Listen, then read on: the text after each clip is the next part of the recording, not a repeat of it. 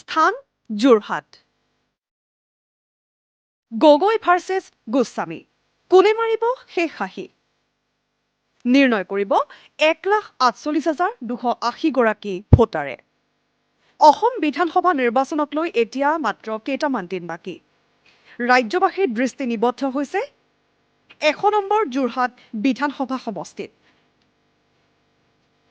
এফালে শাসকীয় মিত্ৰজোঁটৰ প্ৰাৰ্থী আৰু আনফালে বিৰোধী দলৰ সভাপতি। এইবাৰ যোৰহাটত হ'বলৈ গৈ আছে এখন আকৰ্ষণীয় যুঁজ। ৰাজ্যৰ 126টা বিধানসভা সমষ্টিৰ অন্যতম 1 নম্বৰ যোৰহাট সমষ্টিত এইবাৰ শাসকীয় দলে প্ৰক্ষেপ কৰিছে অসম বিধানসভাৰ প্ৰাক্তন অধ্যক্ষ হিতেন্দ্ৰনাথ গোস্বামী আৰু কংগ্ৰেছে প্ৰক্ষেপ কৰিছে দলটোৰ সভাপতি গৌৰৱ গগৈক। দুয়োগৰাকী প্ৰাৰ্থীৰ মাজত নাই কোনো বোকা ছটিওৱাৰ খেল অথবা ব্যক্তিগত আক্ৰমণ। নিজ নিজ স্থানত থাকিয়েই প্ৰাৰ্থী দুগৰাকীয়ে চলাই গৈছে নিৰ্বাচনী প্ৰচাৰ।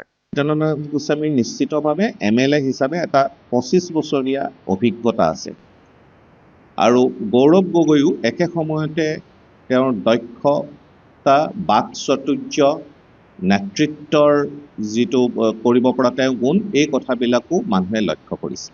এই দল দুটাৰ হাতত অসম আৰু অসমীয়াৰ ভৱিষ্যত, যোৰহাটৰ ভৱিষ্যত, ৰাজ্যখনৰ ভৱিষ্যত, এই কথাবিলাকেও যথেষ্ট গুৰুত্ব লাভ কৰিব।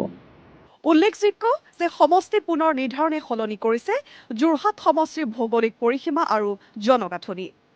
বিভিন্ন জাতি জনগোষ্ঠীৰ আৰু ভাষিক লোকৰ সংমিশ্ৰণ ঘটিল নৱগঠিত যোৰহাট সমষ্টিত।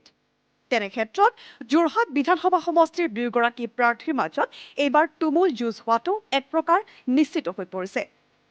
এই সমষ্টিটোত এইবাৰ যুৱ ভোটাৰৰ থাকিব বিশেষ ভূমিকা, লগতে থাকিব উন্নয়নৰ আন কেতবোৰ দিশ।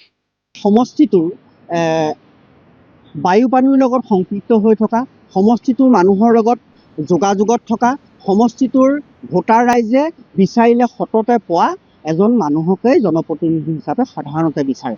কিন্তু কোনগৰাকী প্ৰাৰ্থীৰ সমৰ্থনত থাকিব যোৰহাট বিধানসভা সমষ্টিৰ ৰাইজ? অপেক্ষা মাথো 9 এপ্ৰিললৈ। যোৰহাটৰ পৰা Diganta Hazarika report, DD news Assam.